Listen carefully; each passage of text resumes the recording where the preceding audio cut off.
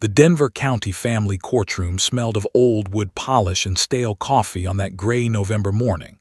Fluorescent lights hummed overhead, casting a harsh glow on the assembled crowd. Officer Michael Chen sat rigidly in the third row, his police uniform crisp despite the nervous sweat dampening his collar. His wife, Sarah, gripped his hand so tightly that his wedding ring cut into his finger, but he didn't dare pull away. Beside his polished black shoes, Rex, his K-9 partner, an 80-pound German shepherd with intelligent dark eyes, lay in an unusually perfect downstay position, as if the dog understood the gravity of the moment. "All rise for the Honorable Judge Margaret Sullivan," the bailiff announced, his voice echoing off the oak-paneled walls. The courtroom erupted in the shuffle of feet and rustling fabric.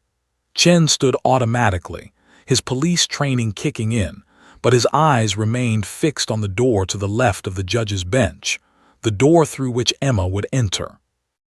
Judge Sullivan swept into the courtroom, her black robes billowing behind her like storm clouds. At 63 years old, with silver hair pulled into a tight bun and reading glasses perched on her nose, she had the demeanor of someone who had seen everything the family court system could throw at her. 30 years on the bench had given her a reputation, fair but fierce, compassionate but no nonsense. She didn't suffer fools, and she didn't make decisions lightly. "Be seated," she commanded, settling into her high-backed leather chair. The courtroom obeyed with a collective sigh of movement. Chen's heart hammered against his ribs. Sarah's hand trembled in his. They'd waited 6 months for this hearing, 6 months of home studies, background checks, interviews, and sleepless nights wondering if they'd ever get to call Emma their daughter. Across the aisle, separated by 20 feet of polished floor that felt like an ocean, sat Emma's biological parents. Jennifer and Tom Martinez looked vastly different from the people Chen had encountered that terrible night 18 months ago. Jennifer wore a modest blue dress instead of stained pajamas. Tom's hair was neatly combed, his face clean-shaven. They'd completed their court-ordered programs, anger management, substance abuse treatment, parenting classes. On paper, they'd done everything right. But Chen remembered. He remembered the filth, the empty bottles, the little girl sitting alone in the dark. "Case number 2024, JV8847, Judge Sullivan's clerk announced. In the matter of Emma Rose Martinez, petition for adoption filed by Michael and Sarah Chen, contested by biological parents Jennifer and Tom Martinez." Judge Sullivan pulled the thick file toward her, flipping through pages of reports, psychological evaluations, and caseworker notes. The courtroom held its breath. "Before we begin," the judge said, her eyes scanning the room, "I want to make something clear. This is not about what the adults in this room want. This is about one 6-year-old child and what serves her best interests. Is that understood?" A chorus of "Yes, Your Honor," rippled through the assembled attorneys. "Good, Mrs. Patterson, you're the assigned caseworker. Please approach." Linda Patterson, a weary-looking woman in her 50s with kind eyes and sensible shoes, stood and walked to the witness stand. She'd been a child welfare caseworker for 23 years, and it showed in the slump of her shoulders and the permanent worry lines etched into her forehead. After being sworn in, she settled into the chair and pulled out a manila folder bursting with documents. "Mrs. Patterson," Judge Sullivan began, "how long have you been working with Emma Martinez?" 18 months, Your Honor, since the night she was removed from her biological parents' custody." "And in your professional opinion, what is Emma's current condition?" Linda Patterson's eyes flickered toward the Chens, then to the Martinez couple before returning to the judge. "Your Honor, Emma is a bright, resilient child who has survived severe neglect and emotional trauma. However," she paused, choosing her words carefully, "she hasn't spoken a single word since the night of her removal." A murmur rippled through the courtroom. Judge Sullivan raised her hand for silence. "Not one word in 18 months. "No, Your Honor. She's been diagnosed with selective mutism as a result of her trauma. We've tried multiple therapeutic interventions, play therapy, art therapy, music therapy, trauma-focused cognitive behavioral therapy. She's seen 4 different child psychologists. Nothing has gotten her to speak. Sarah Chen wiped tears from her eyes. Michael's jaw clenched. Until recently, Linda continued, glancing at the Chens with something that looked like hope, there was virtually no progress.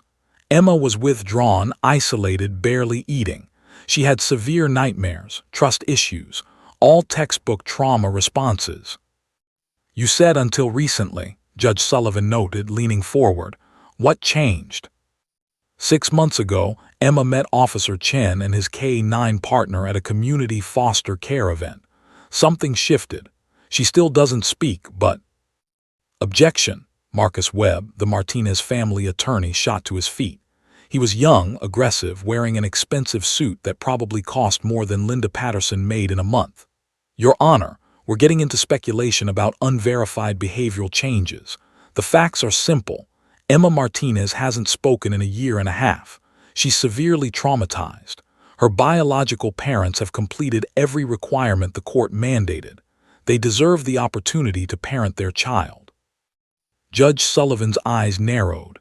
Mr. Webb, I'll decide what's relevant in my courtroom. Mrs. Patterson, continue. But before Linda could speak, the side door opened. Every head turned. Emma Martinez stood in the doorway, her small hand clutched in the grip of her foster mother, Patricia Williams. The little girl was tiny for 6 years old. Malnutrition had stunted her growth. Her blonde hair hung in 2 neat braids, courtesy of Patricia's careful morning routine. She wore a pink dress with white flowers, white tights, and black Mary Jane shoes that Patricia had bought special for this hearing. But it was Emma's eyes that broke everyone's heart. Large, blue, and completely empty, like someone had turned off the light inside her. She stared at the floor, refusing to look at anyone.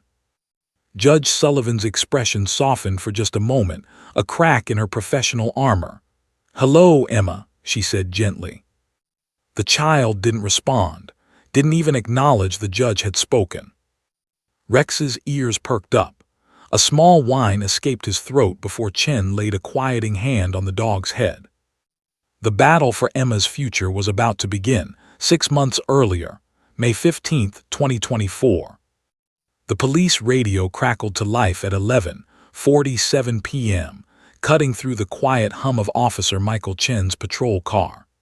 Unit 23, we have a wellness check requested at 1247 Maple Street. Apartment 3B, neighbor reports hearing a child crying for several hours. No response at the door. Chen grabbed the radio, his 13 years of police experience already sending warning signals through his gut. Unit 23 responding, ETA 4 minutes. Beside him in the specially modified back compartment, Rex lifted his head, sensing the shift in his partner's energy.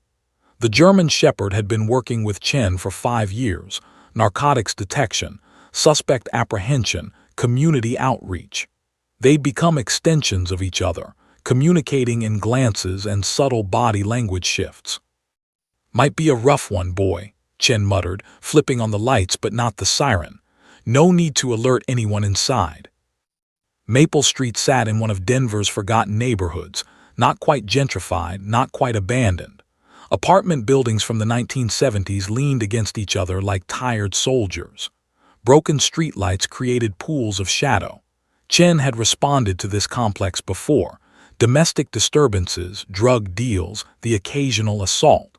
Standard urban patrol territory. He pulled up to Building 1247, a 3-story brick structure with peeling paint and a broken security door. The neighbor who'd called it in, Mrs. Gladys Freeman, according to dispatch, waited on the front steps, wrapped in a floral bathrobe despite the warm spring night. "Officer, thank God," she rushed forward as Chen exited his vehicle. Rex jumped out after him, immediately going into working mode, alert, focused, reading the environment. It's been quiet for the last hour, but earlier. That poor baby was crying and crying. Nobody answered when I knocked. "How long have you lived here, ma'am?" Chen asked, already assessing the building's entrance points. 15 years. I know these people, the Martinez family. They used to be good folks, but the last year," she trailed off, shaking her head. "Drugs, I think I've smelled it. Seen strange people coming and going at all hours. But there's a little girl officer, maybe 5 or 6 years old. I see her sometimes in the window just staring out." Chen's jaw tightened. "Stay here, please." He approached apartment 3B with Rex at his heel. The hallway reeked of cigarette smoke and something else, something sweet and chemical that made his nose wrinkle. Meth, probably. The door to 3B was scratched and dented, its paint chipped away in patches. He knocked firmly. Denver police opened the door. Silence. Rex's nose worked overtime, sniffing along the door frame. The dog suddenly sat, his trained alert signal for narcotics detection. Chen knocked again, louder. "This is the police. I need someone to open this door right now." Still nothing. But then a sound, small, soft, almost like a whimper. Chen's heart rate spiked. He radioed for backup and made the decision. "Denver police. I'm entering the premises due to concern for child welfare." The door wasn't even locked. It swung open with a groan of old hinges.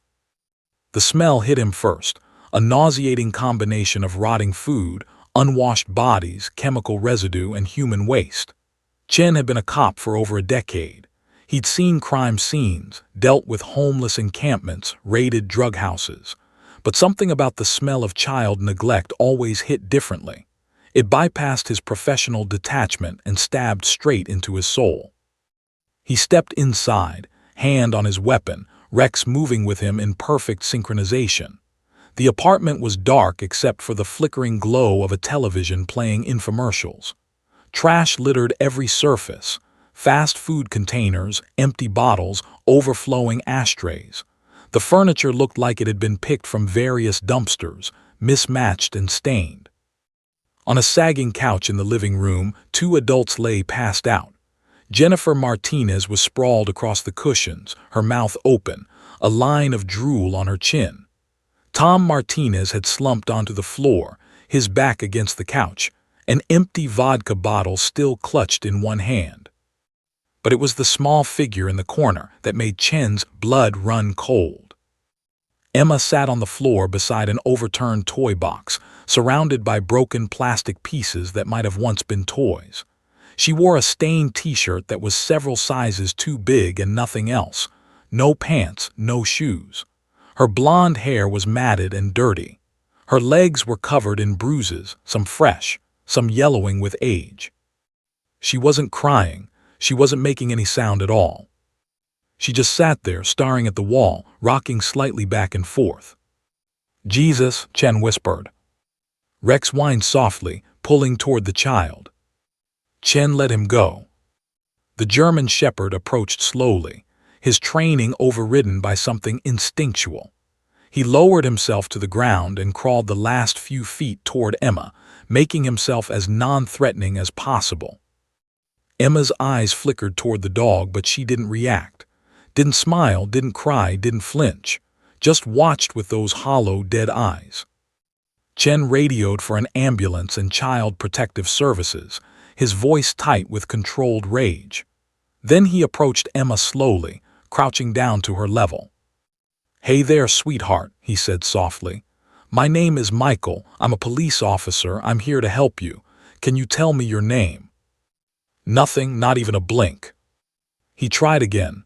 "Are you hurt? Can you tell me if something hurts?" Emma's lips didn't move. Her eyes drifted back to the wall. Chen gently lifted her. She weighed almost nothing, like picking up a hollow bird, and carried her outside to fresh air and streetlights. Rex followed, his body pressed against Chen's leg in a protective stance. Mrs. Freeman gasped when she saw the child. "Oh my Lord, that poor baby." The ambulance arrived within minutes. Paramedics examined Emma while she sat perfectly still, compliant but unresponsive. Chen gave his report to Child Services when they arrived, a young caseworker named Linda Patterson who looked both heartbroken and unsurprised.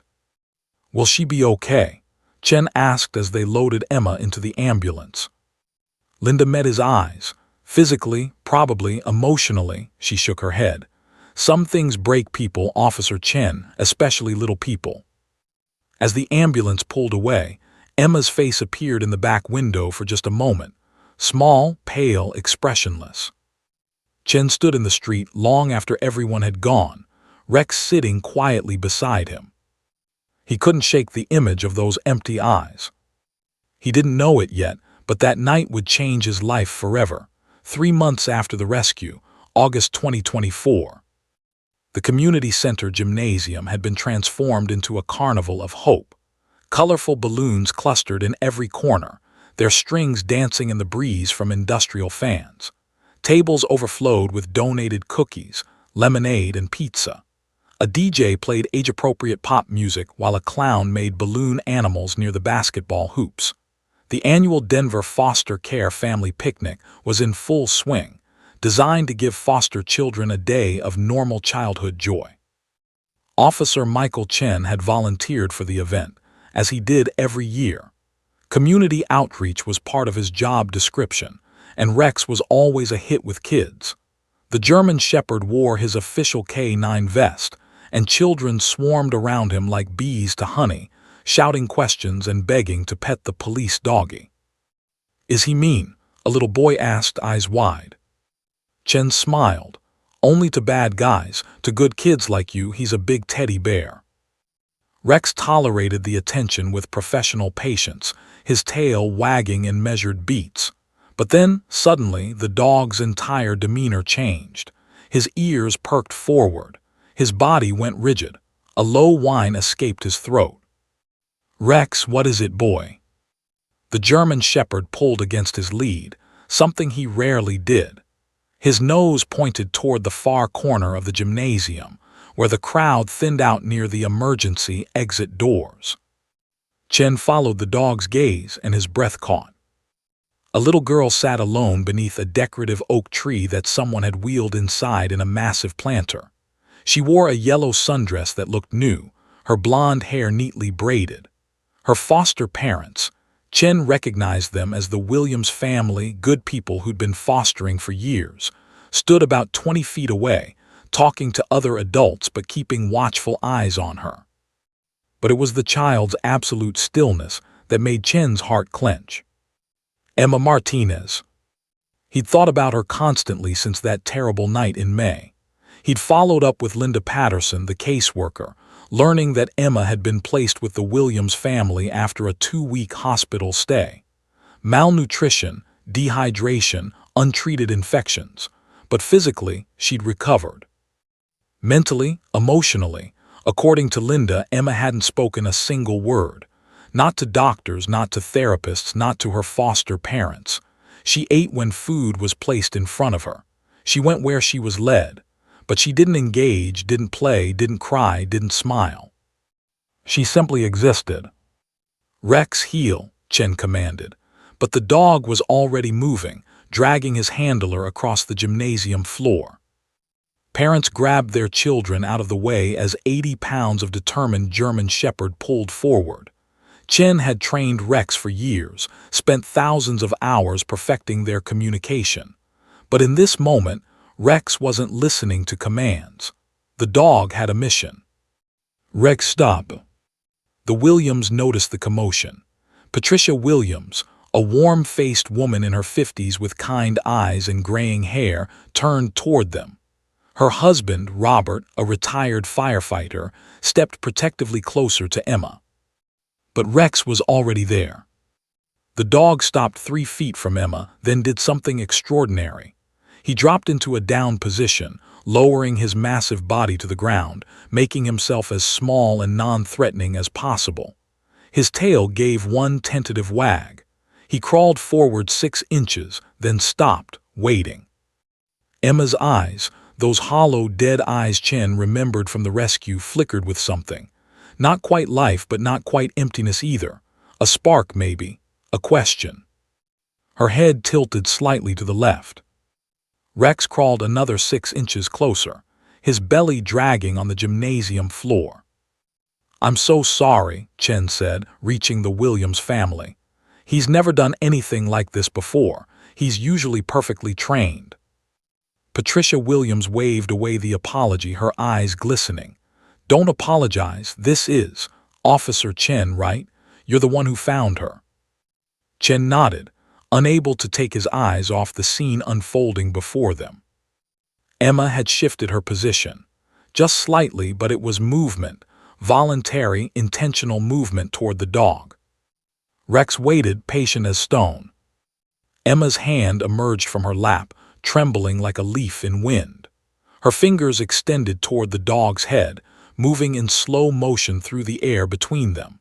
Everyone around them had gone quiet, sensing something sacred was happening. When Emma's fingertips made contact with Rex's fur, Patricia Williams let out a small sob. It was the first time Emma had voluntarily reached out to touch another living being since her rescue. Rex didn't move. He barely breathed.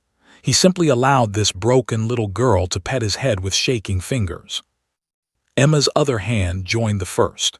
She buried both hands in the thick fur around Rex's neck. Her body began to lean forward, drawn toward the warmth and steady presence of the animal. Chen felt his own eyes burning. He'd seen Rex work miracles before, finding lost children, detecting drugs that saved lives, calming domestic violence victims. But this was different. This was pure, instinctual compassion flowing from animal to human. "How long has she been like this?" Chen asked quietly. Robert Williams cleared his throat. 3 months. She eats, sleeps, goes through the motions, but it's like she's not really here. We've had her in therapy twice a week. Nothing helps. The doctors say the trauma was too severe. She's locked herself away somewhere we can't reach." "Until now," Patricia whispered. Emma had pressed her face into Rex's fur. Her eyes were closed. For the first time since Chen had met her, she looked almost peaceful. "Officer Chen," Patricia said, turning to face him fully, would you consider visiting with your dog? I know it's a lot to ask, but if this is the first breakthrough we've had." Chen didn't hesitate. "Yes, absolutely yes." Sarah Chen appeared at his elbow. His wife had been volunteering at the cookie table. She was a pediatric nurse at Denver Children's Hospital, and she'd heard the stories about Emma's case from Chen. Her professional eye took in the scene immediately. "Michael," she asked softly. "Sarah, meet Emma," he said. Then to the Williams, "My wife, Sarah, she's a pediatric nurse." Sarah knelt down, watching Emma with clinical observation mixed with deep compassion. "I've worked with selective mutism cases before," she said quietly. "This kind of connection is rare, very rare. Dogs can reach places humans can't." "Would you come too?" Patricia asked. "When Officer Chen visits, Emma needs all the positive connections she can get." Over the next 15 minutes, they exchanged phone numbers and made plans. Every Thursday at 4 p.m. if Chen's schedule allowed. The Williams lived in Lakewood, just 20 minutes from the station. When it was finally time to leave, Chen had to coax Rex away from Emma. The dog whined, looking back over his shoulder as they walked away. Emma watched them go, her hands still raised in the air where Rex's fur had been, her expression unchanged, but her eyes were different, less empty, less gone. That night Sarah and Michael lay in bed in their small Denver home, unable to sleep. "Did you see her face?" Sarah whispered, "when she touched Rex?" "I can't stop thinking about it," Michael admitted. They'd been married for 8 years. They'd tried for children. 2 miscarriages had broken their hearts. They'd discussed adoption but never taken the steps. "Michael," Sarah said carefully, "what if?" "I know," he interrupted. "I was thinking the same thing." They didn't say it out loud that night, but the seed had been planted.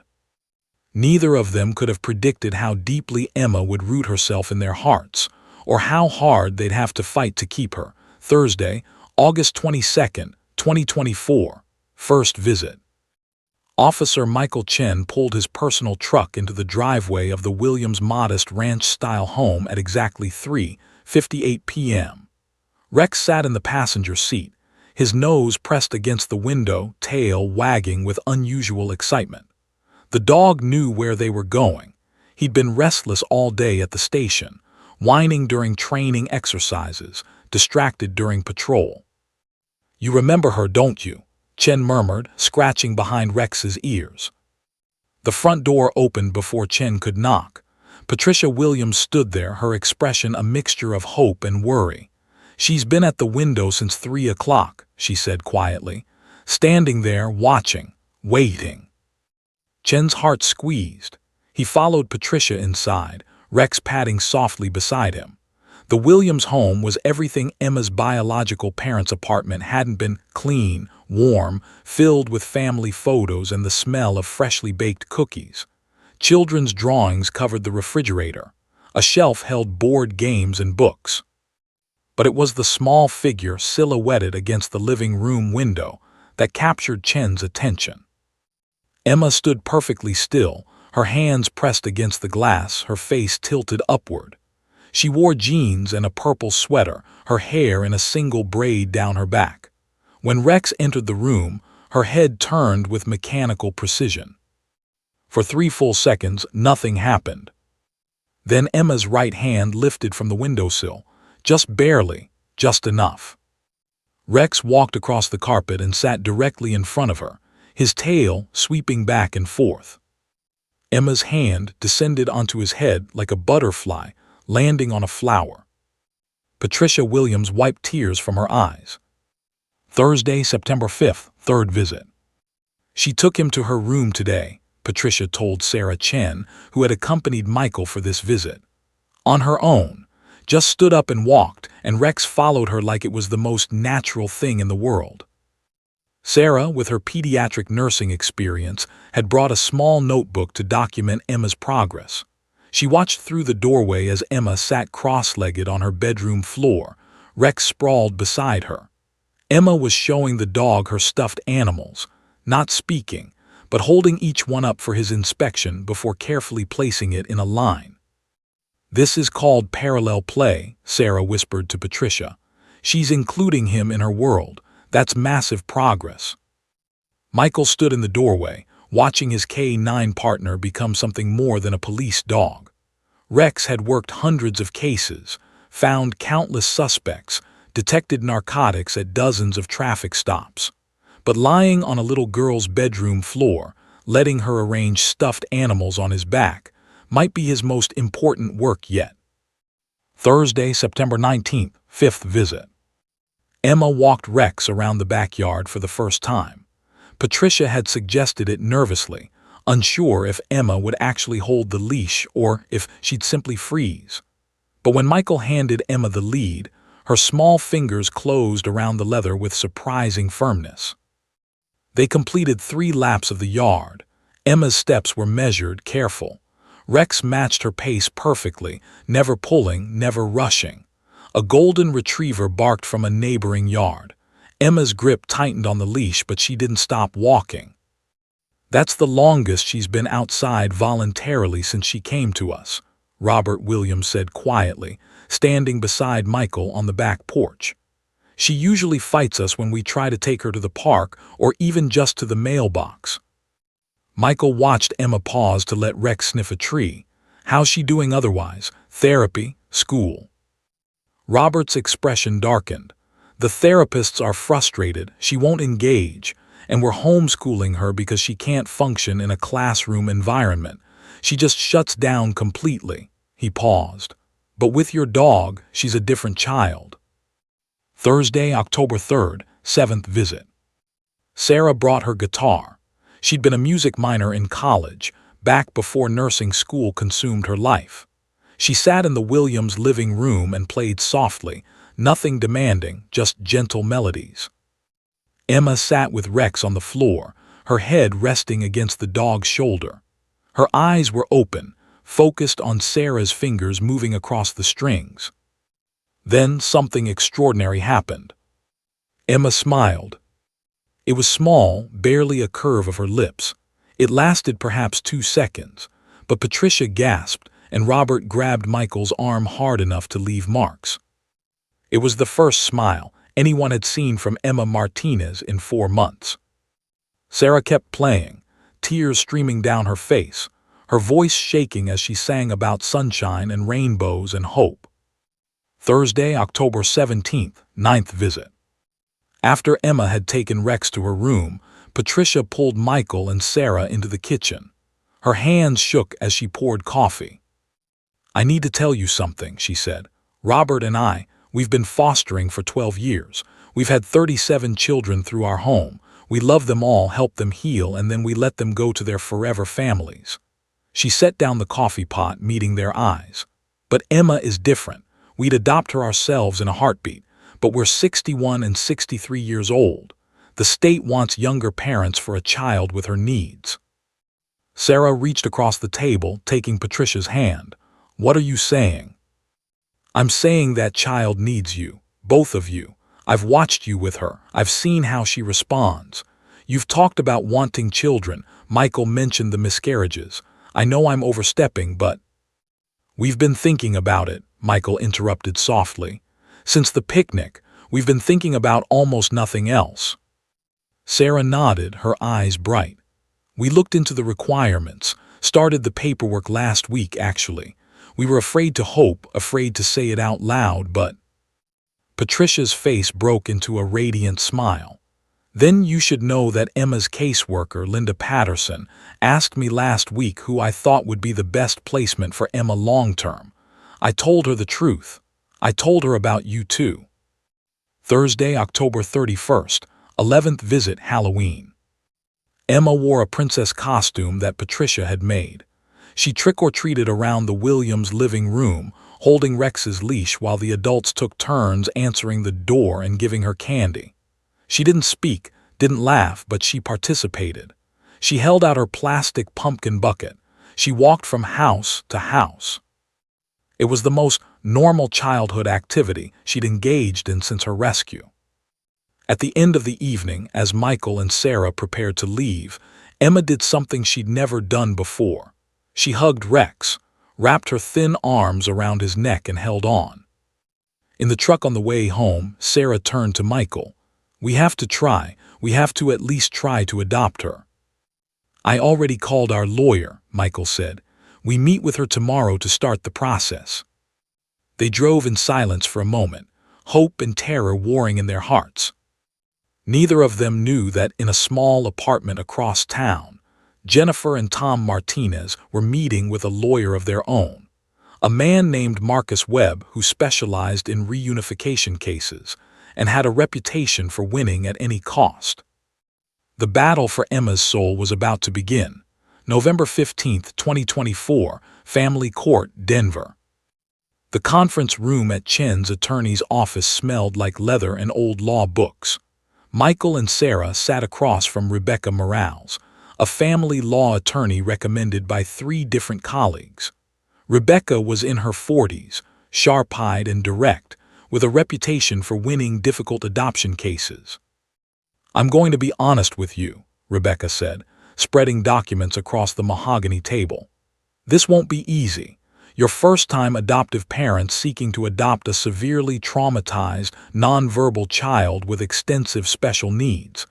The state typically prefers experienced foster parents for cases like Emma's." Sarah's hand found Michael's under the table. "But we have a connection with her, real progress. Her foster parents support us. Her caseworker supports us." "That matters," Rebecca acknowledged. "Linda Patterson's recommendation carries significant weight, but here's what concerns me." She pulled out another document. "Emma's biological parents, Jennifer and Tom Martinez, just completed their 18-month reunification program. They've checked every box the court required: anger management, substance abuse treatment, parenting classes, stable housing, employment. On paper, they look like success stories." Michael's jaw clenched. "On paper. I was there that night, Rebecca. I saw what they did to that child." "I know, but the court system is designed to reunify families when possible. It's the default position. Terminating parental rights is the absolute last resort, and it requires overwhelming evidence that reunification would harm the child." Rebecca leaned forward. We need to prove that Emma's best interests are served by adoption with you, not reunification with her biological parents. That's a high bar." "What about Emma's lack of progress?" Sarah asked. "The therapists can testify that traditional therapy hasn't worked, but with us, with Rex, she's improving. She smiles now. She engages. She doesn't speak," Rebecca interrupted gently. "I'm sorry, but that's what the opposition will hammer. She still doesn't speak. A good attorney, and the Martinez family could hire a very good attorney, will argue that Emma needs professional therapeutic placement, not well-meaning but inexperienced adoptive parents." The words hit like physical blows. "So what do we do?" Michael asked. Rebecca gathered her papers. "We file the petition. We build the strongest case possible. We get testimony from Patricia Williams, from Linda Patterson, from anyone who's witnessed Emma's progress with you. And we pray the judge sees what I see, two people who genuinely love this child." They filed the adoption petition on November 18th. The objection came 3 days later. November 21st, 2024, Marcus Webb's office. Marcus Webb was everything his reputation suggested. 38 years old, expensive suit, perfectly styled hair, and the moral flexibility of a chameleon. He'd built his practice on reunification cases, representing biological parents trying to reclaim their children from the foster system. His win rate was nearly 80%. Jennifer and Tom Martinez sat in his plush office, looking small and out of place among the mahogany furniture and legal awards. "You've done everything right," Marcus assured them, his voice smooth as silk. 18 months of perfect compliance. You've transformed your lives. That's the narrative we're selling." "We have transformed," Tom said defensively. "We're sober, we're working. We have a 2-bedroom apartment." "I know you have," Marcus smiled. "And the court will see that. Now tell me about these people trying to adopt your daughter." Jennifer's hands twisted in her lap. "The police officer who took her, and his wife. They've been visiting Emma at her foster home." Marcus made notes. "First-time adoptive parents." "Yes." "No experience with special needs children." "I don't think so." "And Emma is still nonverbal, correct? Still severely traumatized?" The Martinezes nodded. Marcus leaned back in his chair, fingers steepled. "Here's what we're going to argue. Emma needs her biological family. She needs professional, therapeutic intervention, not amateur hour with a cop and his dog. We're going to bring in expert witnesses who will testify that reunification with rehabilitated parents is in Emma's best interest. We're going to make the Chens look like well-meaning but dangerously naive people playing at adoption with a child whose needs exceed their capabilities." "But they've helped her," Jennifer said quietly. "Patricia Williams told me Emma smiles now. She didn't smile for us even before things got bad." Marcus's expression hardened. "Do you want your daughter back or not?" The question hung in the air like a guillotine blade. "Yes," Tom said firmly. "She's our daughter. We made mistakes, but we've paid for them. We deserve another chance." "Then you let me do my job," Marcus said. December 2nd, 2024, Pretrial Conference. The pretrial conference was a disaster for the Chens. Marcus Webb came out swinging. He'd hired Dr. Patricia Mendez, a child psychologist with impressive credentials and a clinical, detached manner. She testified that Emma required intensive therapeutic intervention in a structured environment with caregivers experienced in severe childhood trauma.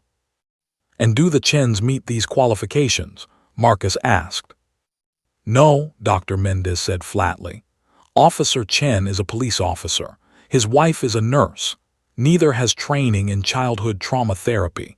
Neither has experience with special needs adoption. While their intentions appear good, Emma's needs far exceed their expertise."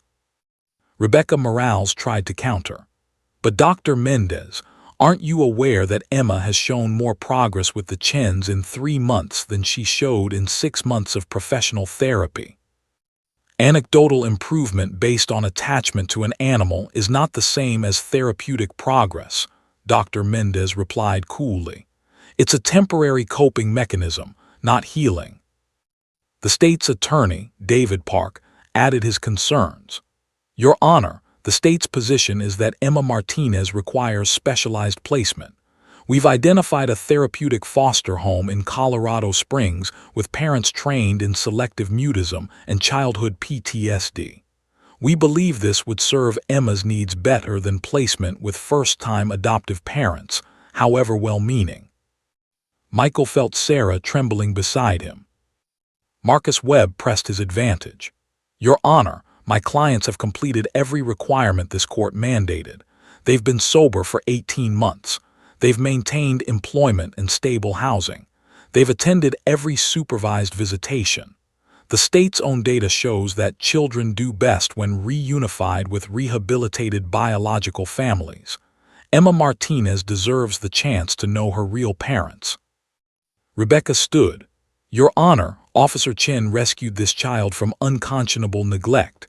Emma was malnourished, traumatized, and— Marcus interrupted. Past tense. People change, counselor. The court system is built on the principle of redemption and second chances. Judge Sullivan raised her hand for silence. She'd been listening intently, making notes, her expression unreadable.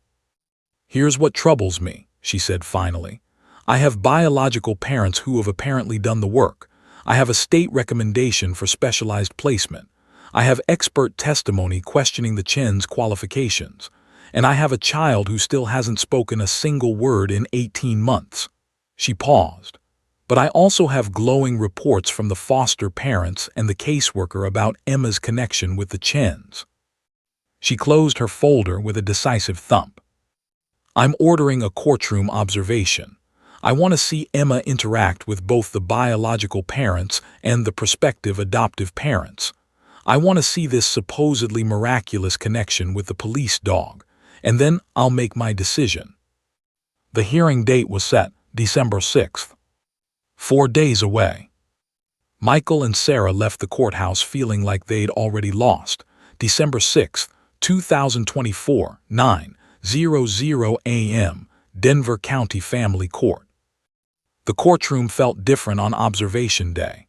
Judge Sullivan had ordered the formal barriers removed, no witness stand.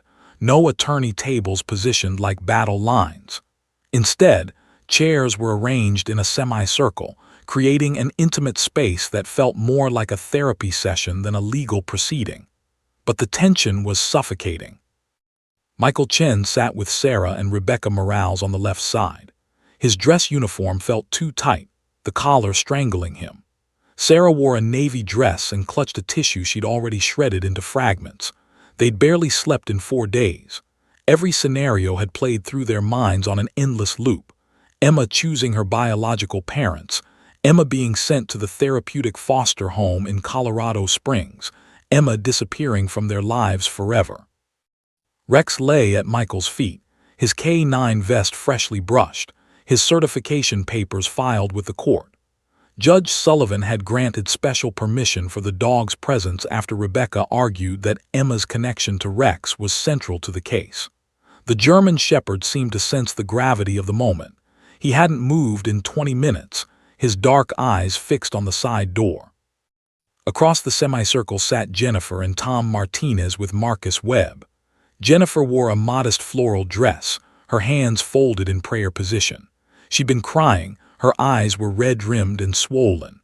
Tom sat rigidly upright in a dress shirt and tie, his jaw clenched so tight the muscles jumped. They'd both lost weight, cleaned themselves up, looked like different people from that terrible night 18 months ago. But Michael couldn't unsee it, couldn't forget Emma sitting in that filth, broken and hollow. Dr. Patricia Mendez sat near the state's attorney, her clipboard ready, her expression clinically detached.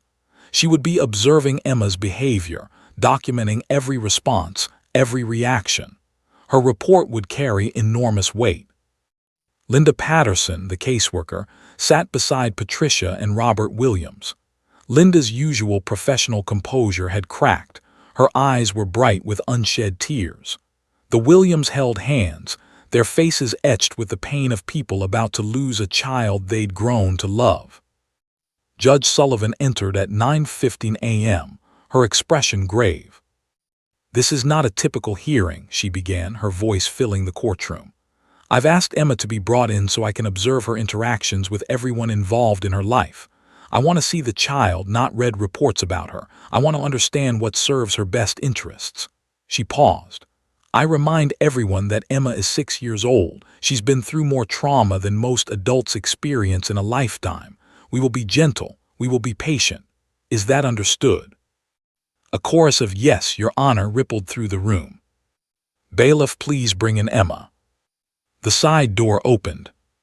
Patricia Williams entered first, her hand extended behind her. For a moment, nothing happened. Then Emma appeared. The little girl wore a white dress with small blue flowers that Patricia had bought specifically for today. Her blonde hair was braided with ribbon woven through. White tights. Black patent leather shoes. She looked like she was going to a birthday party, not a hearing that would determine her entire future. But her face told the real story. Emma's eyes were downcast, fixed on the floor. Her free hand twisted the fabric of her dress. Her breathing was shallow, rapid. Every muscle in her small body was rigid with terror. Sarah Chen's hand flew to her mouth, stifling a sob. Rex's ears perked forward. A small whine escaped his throat before Michael laid a quieting hand on his head. Emma shuffled forward with Patricia, her steps mechanical, like a wind-up toy running down. When they reached the center of the semicircle, she stopped, trembling. Judge Sullivan spoke gently. "Hello, Emma. Thank you for coming today. You're not in any trouble, sweetheart. We just want to spend some time with you. Is that okay?" Emma didn't respond, didn't even acknowledge the judge had spoken. "Emma, honey, do you know who I am?" Patricia Williams asked softly. No response. "These people here," Patricia gestured around the circle, "they all care about you very much. They all want what's best for you." Emma's breathing quickened. Her eyes remained locked on the carpet. Dr. Mendez made a note on her clipboard. Judge Sullivan tried a different approach. "Emma, I'm going to ask some people to try to talk with you. You don't have to answer if you don't want to. You don't have to do anything you don't want to. Okay?" Silence. Marcus Webb leaned toward Jennifer Martinez and whispered something. Jennifer nodded, stood up, and took a hesitant step toward Emma. "Baby," Jennifer's voice cracked. "Emma, it's Mommy. Do you remember me?" Emma's entire body went rigid. Her hand clenched Patricia's so hard that Patricia winced. Jennifer took another step. "Sweetheart, I know it's been a long time, but Daddy and we've changed. We're better now. We want you to come home. We want to be a family again." Emma's breathing became gasping. Her eyes squeezed shut. "We have a new apartment," Jennifer continued, tears streaming down her face. "We painted a room for you, pink like you always wanted. We have toys and books and—" "Stop," Patricia Williams said firmly. "She's having a panic response." Dr. Mendez stood. "I concur. The child is demonstrating acute stress." Judge Sullivan raised her hand. "Mrs. Martinez, please return to your seat." Jennifer stumbled back to her chair, sobbing. Tom put his arm around her, his own eyes wet. The courtroom sat in terrible silence, watching Emma shake. Sarah Chen couldn't take it anymore. "Your Honor, please." "Mrs. Chen," Judge Sullivan said, not unkindly, "I understand your distress, but I need to continue this observation." The judge turned back to Emma. "Sweetheart, I'm going to ask you something very simple. You don't have to speak. You can just point if you want. Can you do that?" Emma's eyes remained closed. "Emma, do you know who these people are?" Judge Sullivan pointed toward Michael and Sarah. "Have you seen them before?" Nothing, no movement, no acknowledgement. Marcus Webb stood. "Your Honor, I think this demonstrates exactly what we've been saying. This child is severely traumatized. She doesn't recognize anyone. She can't communicate. She needs professional therapeutic intervention, not. See, Jennifer's voice rose, sharp with desperation and pain. She doesn't even know them. She's still our baby. She doesn't even recognize these strangers trying to take her. The words hung in the air like poison. Michael felt his world crumbling. But Rex had different plans. The German shepherd rose slowly from his down position. His ears were forward, his body language soft and non-threatening. He took one step toward Emma. "Rex, stay," Michael commanded quietly, his voice breaking. The dog ignored him. Rex took another step, then another. His movements were deliberate, careful, like he was approaching a wounded animal. His training, 13 years of discipline, thousands of hours of perfect obedience, meant nothing in this moment. He walked across the open space toward the trembling child. The entire courtroom held its breath. Dr. Mendez's pen stopped mid-note. Judge Sullivan leaned forward in her chair, so far she nearly fell. Rex stopped 2 feet from Emma. He lowered his head. His tail gave one gentle wag. Emma's eyes opened. For the first time since entering the courtroom, she looked up. Time seemed to stop.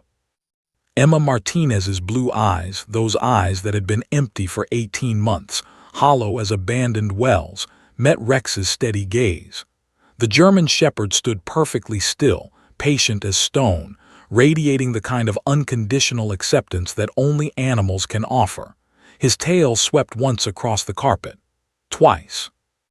Emma's hand, which had been clutching Patricia Williams's fingers in a death grip, slowly loosened. Patricia didn't move, didn't breathe, afraid that any motion would shatter whatever fragile moment was unfolding. The courtroom was silent. Not the silence of absence, but the silence of collective held breath, 30 people frozen in a single moment of desperate hope. Emma took one small step toward Rex. Her white patent leather shoe made a tiny squeak on the polished floor. The sound seemed impossibly loud. Dr. Patricia Mendez's clipboard slipped from her hands and clattered to the floor. She didn't pick it up. Emma took another step, then another. She moved like someone crossing a frozen lake, testing each footfall, uncertain if the ice would hold. Rex remained motionless, his dark eyes locked on hers, his body language broadcasting safety, acceptance, love. Jennifer Martinez leaned forward in her chair. "Emma," she whispered. The little girl didn't react, didn't turn. Her entire focus was on the dog. Sarah Chen gripped Michael's hand so hard her nails drew blood. Michael couldn't speak, couldn't move. Tears streamed down his face unchecked. Rebecca Morales had abandoned all pretense of professional detachment. She wiped her eyes with the back of her hand. Emma reached Rex. She stood before the 80-pound German shepherd, this tiny broken girl and this gentle giant.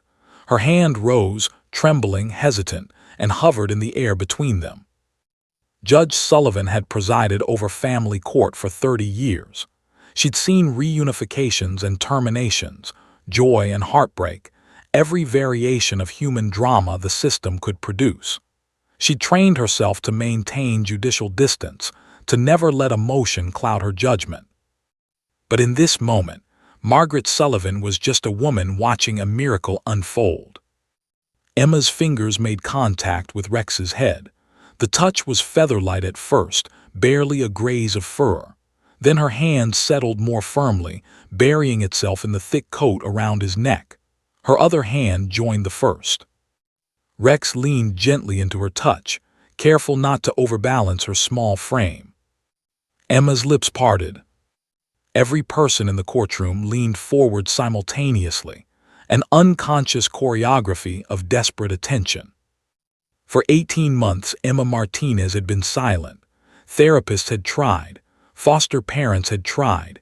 Teachers, doctors, social workers, all had tried to reach the little girl locked inside her own mind. Selective mutism, the psychologists called it, a trauma response so profound that speech itself became impossible.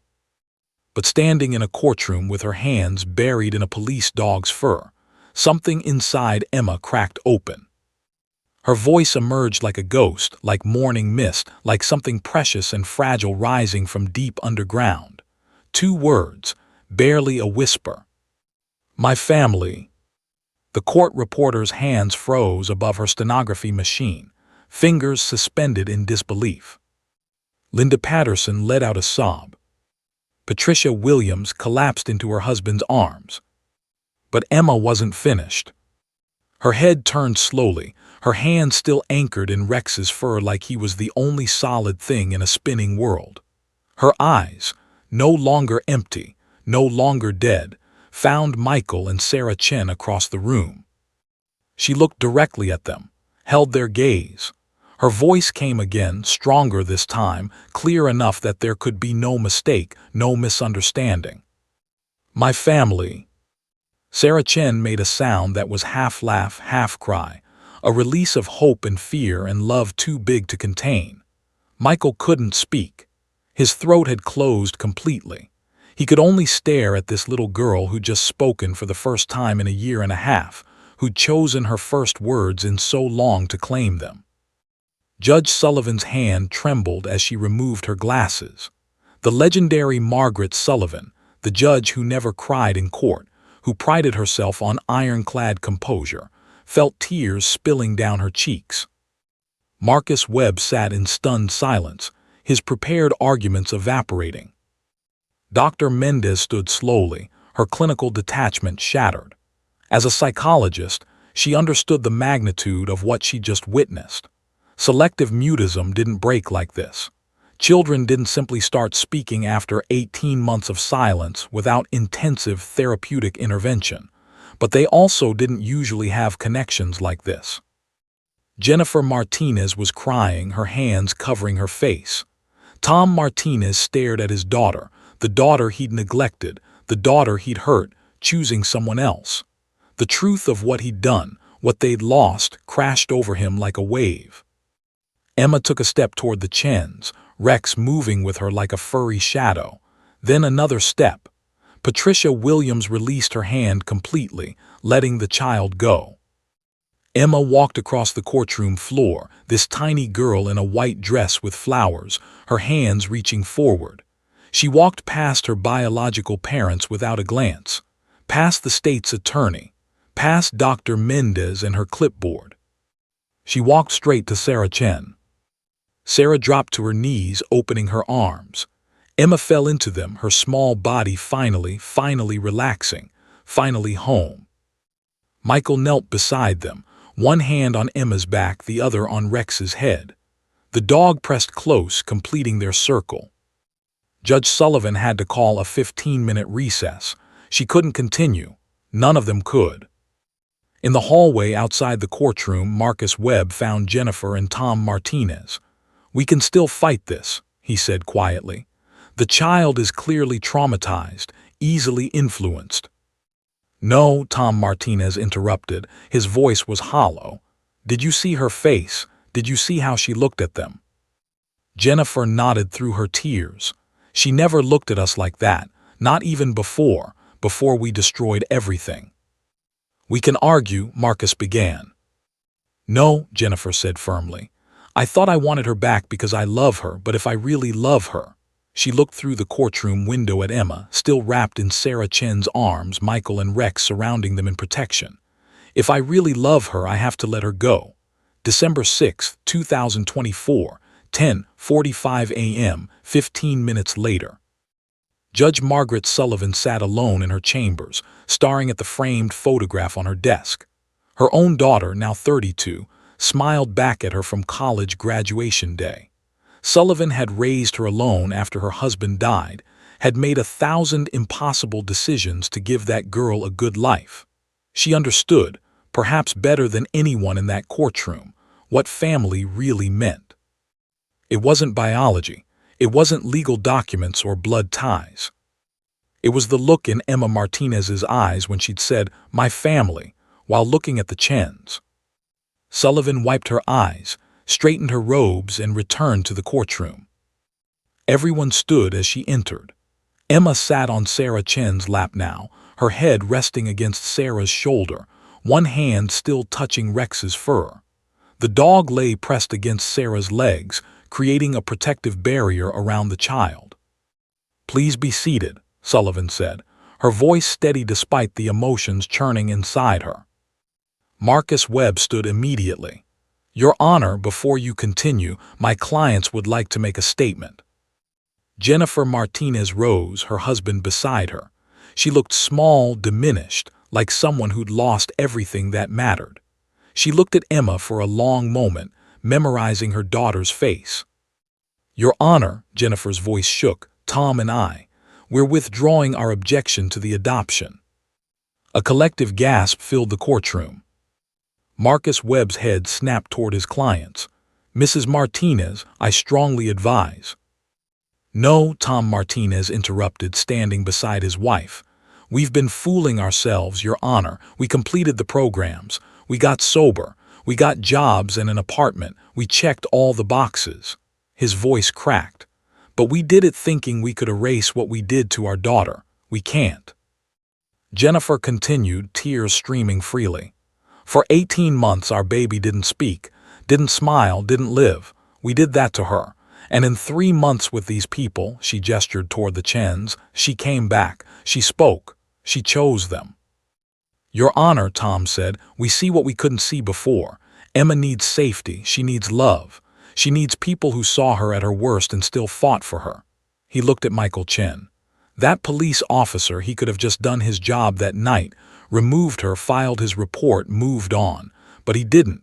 He stayed. He cared. That's what a real parent does.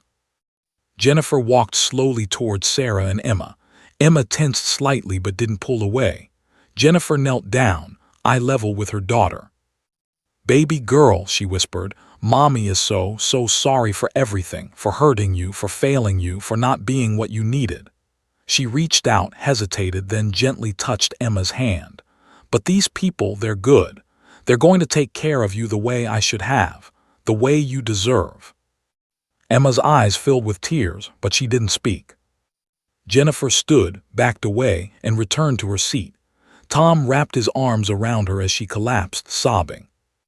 Judge Sullivan took a moment to compose herself. "Mr. and Mrs. Martinez, the court acknowledges your statement and your decision. It takes tremendous courage to put your child's needs above your own desires." She turned to Dr. Mendez. "Doctor, do you wish to revise your testimony?" Dr. Mendez stood, her clinical demeanor subdued. "Yes, Your Honor. What I witnessed today contradicts standard therapeutic models. Emma's breakthrough, speaking for the first time in 18 months, suggests she has found what we psychologists call a secure base, a place of safety from which healing can occur." She paused. "I was wrong, Your Honor. This child doesn't need a therapeutic institution. She needs exactly what she has: people who love her unconditionally and a service dog who has somehow reached her when humans couldn't. I recommend immediate approval of the adoption petition." The state's attorney, David Park, stood. "Your Honor, in light of this development, the state withdraws its recommendation for therapeutic foster placement and supports the Chen adoption." Judge Sullivan looked at Linda Patterson. "Mrs. Patterson, as Emma's caseworker, what's your recommendation?" Linda stood, her voice thick with emotion. "Your Honor, I've been doing this job for 23 years. I've seen children placed and replaced, shuffled through the system, damaged by every transition. Emma Martinez has been through hell. She deserves stability. She deserves people who have proven they'll fight for her. She deserves the Chens."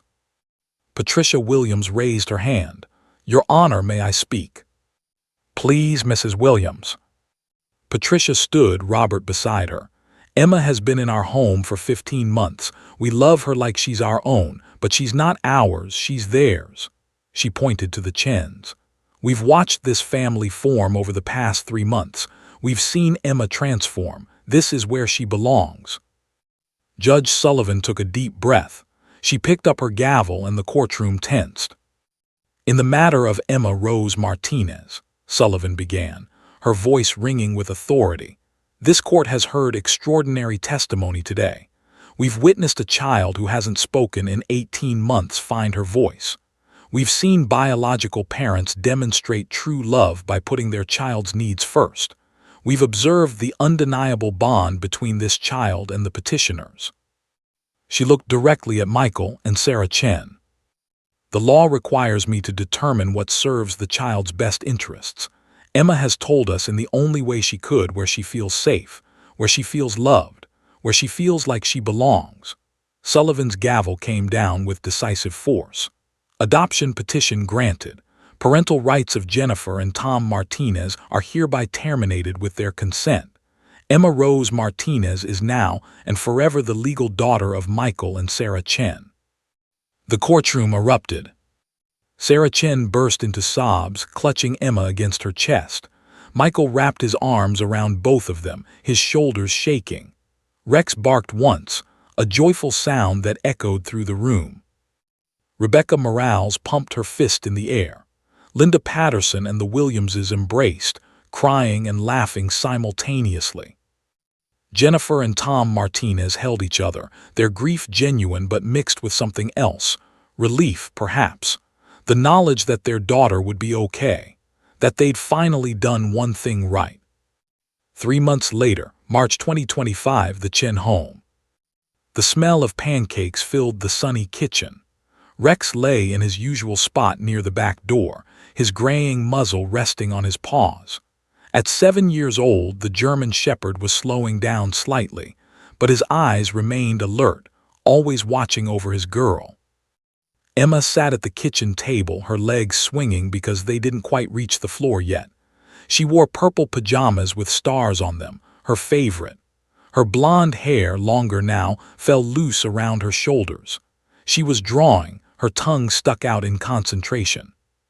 Sarah flipped pancakes while Michael read the newspaper. It was a Saturday morning, normal and perfect in theirs. Emma set down her crayon and looked up. "Mom." Sarah's heart still skipped a beat every time Emma spoke. 3 months after the adoption, and the miracle hadn't worn off. "Yes, sweetheart." "Can Rex sleep in my room tonight, please, forever and ever?" Michael lowered his newspaper, exchanging a glance with Sarah. They'd been gradually transitioning Rex to sleep in Emma's room, but they'd kept it temporary, wanting to make sure it was what Emma needed. "Forever is a long time," Michael said gently. Emma slid off her chair and walked to Rex. She knelt beside him, wrapping her arms around his neck in a gesture that had become her signature. Rex's tail thumped against the floor. "He keeps the bad dreams away," Emma said simply. "He makes me feel safe. Can he stay with me, please, Daddy?" Daddy, 3 months in, and the word still made Michael's throat tight. Sarah brought the pancakes to the table, kneeling beside Emma and Rex. "Baby, Rex will always protect you. He can absolutely sleep in your room." "Forever?" Emma asked, her blue eyes, so much brighter now, so much more alive, seeking confirmation. "Forever," Michael promised, joining them on the floor. All 4 of them, mother, father, daughter, dog, sat in a circle on the kitchen linoleum. Emma smiled, that beautiful smile that had taken months to appear but now came frequently. She kissed Rex's head, then hugged Sarah, then Michael. "I love you," she whispered. "We love you too, Emma Rose Chen," Sarah said. So much." Later that night, after dinner and a movie and baths and bedtime stories, Sarah and Michael stood in Emma's doorway. Emma was already asleep, curled up in her pink comforter. Rex lay on a dog bed beside her twin bed, a compromise they'd reached. Emma's hand dangled off the mattress, her fingers buried in Rex's fur even in sleep. "Do you think she'll be okay?" Sarah whispered. "Really okay?" Michael pulled his wife close. "Look at her, she's talking now. Laughing, playing, going to therapy and actually engaging. She's still healing, but yeah, I think she's going to be more than okay." They stood in comfortable silence, watching their daughter breathe, watching Rex's protective vigilance even in rest. "We're a family," Sarah said softly. "My family," Michael echoed, remembering Emma's first words in that courtroom. And they were. The end.